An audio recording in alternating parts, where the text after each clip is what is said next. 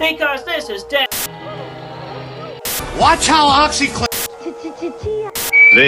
Back when television was the dominant form of home entertainment, choosing what kind of show you wanted to watch was a lot more difficult. Netflix was still sending its movies through the mail, but if you had cable with Comcast, you probably remember using On Demand. I could never find Boomerang on the cable package we had growing up, but On Demand had plenty of old Hannah Barbera cartoons under the Cartoon Network banner. There was always Scooby-Doo, Yogi Bear, and the Flintstones content, because that's what Cartoon Network always pushed. But it's the more obscure Hannah Barbera cartoons that I like to watch, you know, like the Hair Bear Bunch, Shirt Tales, or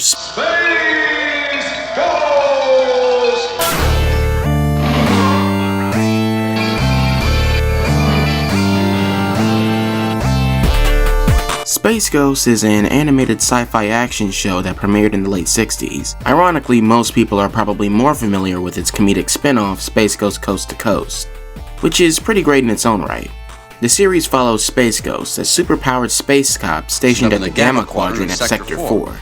No, I'm kidding, it's the Ghost Planet. He and his mentally challenged cohorts, Jan and Jace, uphold justice and combat the sick minds strewn throughout the cosmos. And with their animal mascot Blip, you can bet if there's evildoers doing evil, they will put a stop to it. Like many cartoons of this era, it's easy to jump into mostly because of its simplicity.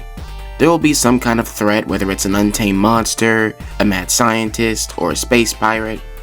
Jan and Jace will get captured like idiots, and this will lure Space Ghost to come and save the day. Usually a couple blasts from Space Ghost's power bands will subdue the enemy, but if that fails and Space Ghost is captured, Blip the monkey rather unceremoniously will defeat the villain or free Space Ghost. The tension was never really the best here, but where the show shined was in the villains, monsters, and settings. This is where the fun begins. The villains are colorful and varied. Some of you might recognize Brak, Zorak, and even Moltar from Space Ghost Coast to Coast. In addition to the action-packed Space Ghost segments, there was Dino Boy in the Lost Valley. Todd, after escaping a falling plane, lands in a strange prehistoric jungle in South America probably. In this kind of environment, anything could have you for lunch, so luckily this man Ugg isn't hungry. So the show is basically about an all-American boy, a caveman, and a dinosaur going on adventures in the jungle. See, this is why I like old cartoons like this. The premise is so simple. A majority of the conflict comes from the strange encounters these characters have with the creatures of the jungle, like the worm people, or the ant people, an abominable snowman for some reason, and giant wasps. Oh fuck the giant wasps. Oh, I fucking hate wasps. Ugg must be some kind of weird hermit of some kind. I mean, it's not like there aren't other cavemen. I mean, there's other people, there's tribes and everything. But he lives alone in the caves with a dinosaur. And the boy. It's a little sus. Maybe, let's stop thinking about that. Anyway, Dino Boy's a lot of fun.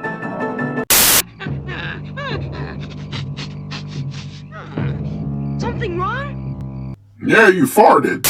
The designs for the characters can be attributed to Alex Toth, who is also credited as the series creator. Joe Ruby and Ken Spears were tasked in writing the episodes alongside Walter Black and William Hamilton.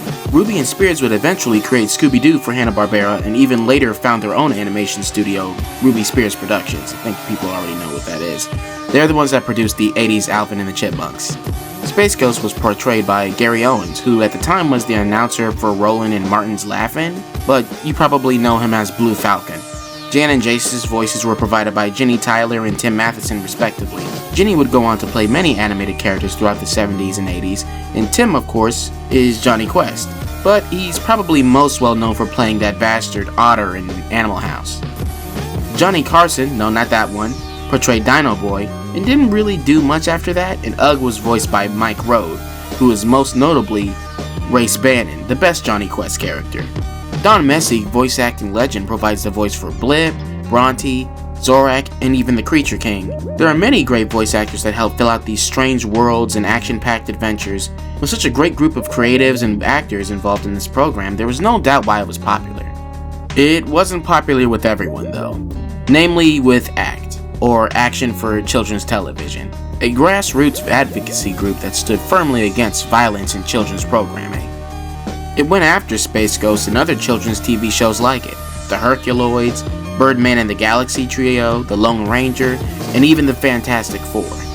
The protests came and must have been affecting the writers at the time because towards the end of the season, they pulled all the stops. Space Ghost Rogues Gallery grouped together to form the Council of Doom, all taking turns to finish Space Ghost off once and for all. He crosses over with all the other Hannah Barbera action cartoons, the Herculoids, Moby Dick, Mytor, and even Shazam, who I don't even know who that is. Forgive me if my fascination with this cartoon seems a little bit overblown.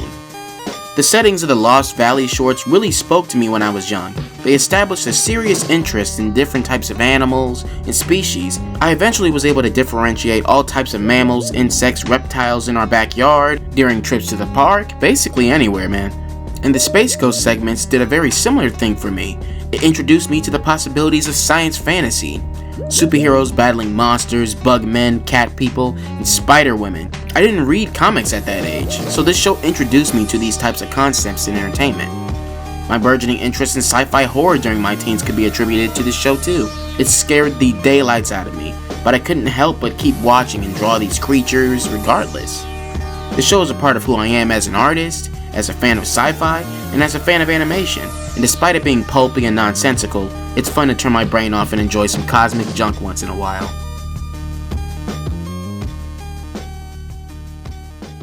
We must all get ready now.